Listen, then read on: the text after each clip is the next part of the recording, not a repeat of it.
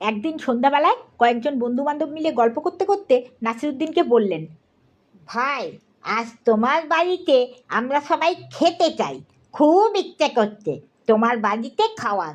অনেক দিন হলো ভালো মন্দ খাওয়া হয়নি। মোল্লা বললেন, সে তো খুব ভালো কথা, চলো আমার বাড়ি, আজ তোমাদের পেট ভরে যে যত খেতে চাও খাওয়াবো। তারপর বাড়ির কাছে এসে তিনি বললেন, ভাই, তোমরা একটু অপেক্ষা করো, আমি বিবিকে বাড়ির ভেতর গিয়ে বলে আসি খাওয়া দাওয়ার সব ব্যবস্থা করতে, যাতে তাড়াতাড়ি হয়। মোল্লার বিবি সব শুনে তো ক্ষেপে আগুন। আমি এখন এই রাতে তোমার এই সব বেয়াক্কেলে দোস্তের জন্য রান্না করতে যাব? যাও, এখনই গিয়ে বলো এখানে ওসব হবে টবে না, সবাইকে যে যার বাড়িতে গিয়ে মনের স্বাদে খেতে বলো। মোল্লা বললেন, ছি ছি বিবি, ওসব কথা বলা যায় বন্ধুদের? বেইজ্জত হয়ে যাব। ওদের সবার বাড়িতে কতবার ভালো মন্দ আমি খেয়েছি। তাহলে তুমি ওপরের ঘরে গিয়ে চাদর মুড়ি দিয়ে বসো, ওরা যা এলে যা বলার আমি বলবো।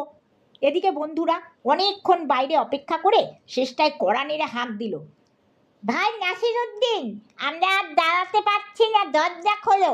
অনেকক্ষণ দাঁড়াতে দাঁড়াতে পায়ে খিল ধরে গেল গে। বিবি দরজা না খুলেই ভেতর থেকে বললেন, উনি বেরিয়ে গেছেন, বাড়িতে নেই। সে কি, আমরা তো দরজার গোড়ায় দাঁড়িয়ে আছি, ওকে বাড়ির মধ্যে ঢুকতে দেখেছি, বেরিয়ে যেতে তো দেখিনি। আমি বলছি উনি বেরিয়ে গেছেন, বাড়িতে নেই, আজ বাড়ি ফিরবেন না, কাল এলে দেখা করতে পারবেন। এ কথায় নাসিরুদ্দিন আর চুপ করে থাকতে পারলেন না। তিনি দোতলার ঘরের জানলা থেকে চেঁচিয়ে বললেন, সে খিড়কি দিয়ে বেরিয়ে গেছে, সামনের দিক দিয়ে বের হলে আপনারা দেখতে পাবেন তো।